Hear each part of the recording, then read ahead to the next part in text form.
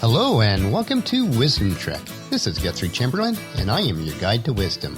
Thank you for joining us for our 7-day-a-week, 7 Minutes of Wisdom podcast. By consuming these daily wisdom nuggets, the principles we examine will help you to live a disciplined and successful life, which will result in doing what is right, just, and fair on each day of life's journey. This is day 48 of our trek, and we will continue for the next 3 days to look at how changing our thinking can dramatically change our lives. We are recording our podcast from our studios at Home 2 in Charlotte, North Carolina. We are focused on our client work and are also preparing to head back to the big house on Friday. By the time this episode is released, we will be in Marietta and then heading north to the Akron-Canton area for the annual Rob reunion, which is Paula's mom's maiden name. We try to attend every year if we can. Family ties are important and it is a good time to celebrate together. I will give you an update in a few days of that day's activities. The hiking analogies that we use for Wisdom Trek fit so well with our trek through life each day. It is when we take one step at a time, over a long period of time, that we make the progress that we desire. Being on life's trail allows you to truly experience the full spectrum of human emotion, sometimes all in one day. A moment of frustration and despair is seamlessly followed by some peace and beauty, and so it is with life. Just like hiking, we need to plan and also take time to think and rest. So far, we've stopped at waypoints 1 through 7 on this segment of our trek to analyze our thinking so that we will become more wise and successful. And today we're going to look at waypoints number 8 and 9. But before we do that, we ended our podcast yesterday, and I asked you to consider 2 more questions. Question for waypoint number 6 was, am I unleashing the enthusiasm of possibility thinking to find solutions for even seemingly impossible problems? And our question for waypoint number 7 was, am I regularly visiting the past to gain true perspective and think with understanding? I do encourage you to consider these questions each day and apply them to your lives. This will help you to change your thinking and to start down the trail to a changed life. One of the benefits of hiking on trails is that they are not used frequently and we do not have to compete with the masses of people as you would on a busy thoroughfare. This also applies to waypoint number 8, where we have just arrived, and that waypoint is to question popular thinking. Question popular thinking can be challenging, but there are valid reasons for you to do so. When people follow a trend, they usually don't give it much thought. Although you may view popular thinking as a source of safety and security, there's a large difference between acceptance and intelligence. Because popular thinking favors the status quo, it discourages innovation and brings average results. I've been an entrepreneur all my life, and someone who trends to question anything that the masses are following. I have not had a major issue at this point, but I know it's easy to fall into it. So here are 5 different ways that you can question the acceptance of popular thinking. First, think before following. You need to consider what is best, rather than what is popular. When you challenge popular thinking, it means that you will need to step off the well-worn trail. You will need to go against popular thinking. You may be blazing your own trail, but it often holds the seeds of vision and opportunities that others won't recognize. Second, appreciate different types of thinking. When you appreciate the ways that other people think, you open yourself up to embrace innovation and change. It is useful to spend time with people who think differently than you do. Third, question your own way of thinking.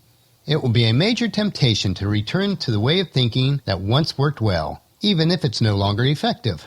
You must realize that your successes of today can often be the enemy of your successes tomorrow. Fourth, try new things in new ways. In order to get yourself out of a rut, innovate in small, everyday ways. By thinking unconventional, you will question the way things are done and look for new options. And fifth, get accustomed to being uncomfortable. Now, all change is uncomfortable for each of us, and popular thinking is comfortable. When you embrace new ways of thinking and the achievements that will result, you will have some discomfort. Embrace thinking that may not be popular, and make decisions based upon what works best and what is right. Do not follow what is commonly accepted unless it proves right, just, and fair. As I think about questioning popular thinking, it certainly reminds me of how Christ himself questioned the popular thinking of his day. He questioned the religious leaders continually because they were more interested in self-promotion and preservation than pleasing God. In Matthew chapter 6, he warned against self-promotion of the religious leader on public giving, prayer, and fasting. In Matthew chapter 22:16, the religious leaders themselves, when they were trying to trap Christ, proclaimed the truth. "Teacher," they said, "we know how honest you are. You teach the way of God truthfully. You are impartial and don't play favorites. So our question at waypoint number 8 is, am I consciously rejecting the limitations of common thinking in order to accomplish uncommon results? So let's move on down the trail a bit to waypoint number 9. And it is benefit from shared thinking. When you seek out and value other people's thoughts, you can accomplish more than you can alone. Shared thinking is faster, more innovative, and stronger than solo thinking. The ideas that result from your shared thinking benefit both you and those that you are sharing with, which brings greater value overall. To benefit from shared thinking, there are 5 different things that you can do. First, value others' ideas. When you are open to the ideas of shared thinking, you become more emotionally secure and value the interactive process. Second, move from competition to cooperation. When you think cooperatively, you will help to complete the ideas of others. It is then that the best idea forms, rather than one person offering just a single idea.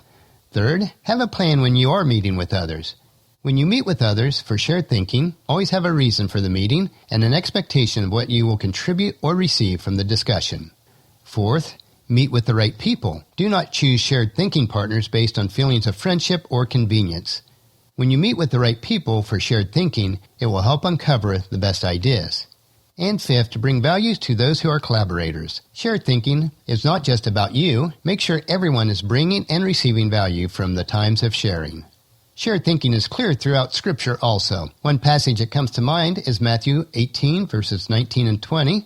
And Christ said, I also tell you this, if 2 of you agree here on earth concerning anything you ask, my Father in heaven will do it for you.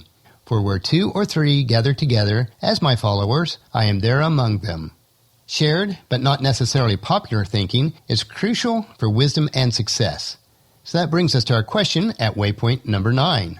Which is, am I consistently searching the minds of others that think over my head and achieve compounding results? We need to learn and then adopt the thinking habits of wise and successful people. Thinking that questions the popular, but shares with the wise. As your guide, friend, mentor, and fellow sojourner, let me know how I can help to foster within you so that you do not fall prey to popular thinking, but instead shared thinking with those who are wise and successful. Well, that'll finish our podcast for today. If you've missed any of the previous podcasts, especially from this week, please check out Wisdom Trek at iTunes, Stitcher, SoundCloud, or at wisdom-trek.com. Tomorrow we'll continue our trek to investigate waypoints number 10 and 11 as we continue to change our thinking, which will literally change our lives. So please join us tomorrow for another day of Wisdom Trek, creating a legacy. And if you enjoy these daily doses of wisdom, I encourage you to help us in the following 5 ways. Please leave your name and email address at our website at the bottom right-hand corner of any page in the sidebar. This will allow us to update you with special information about Wisdom Trek. 2, leave us feedback about the podcast at wisdom-trek.com. 3, please subscribe at iTunes or Stitcher. 4, leave us a rating if you haven't done so already so we can gain exposure for Wisdom Trek. And number 5, share with your family and friends to journey with us on our Wisdom Trek. Thank you for allowing me to serve you in this way each day. The journal from this podcast can be found at wisdom-trek.com, where we'll also have pictures, tweetable quotes, wisdom nuggets, and free resources. As we take this trek together, let us always live abundantly or fully, love unconditionally, listen intentionally, learn continuously, lend to others generously, lead with integrity, and leave a living legacy each day. This is Guthrie Chamberlain reminding you to keep moving forward, enjoy the journey, and create a great day every day. See you tomorrow.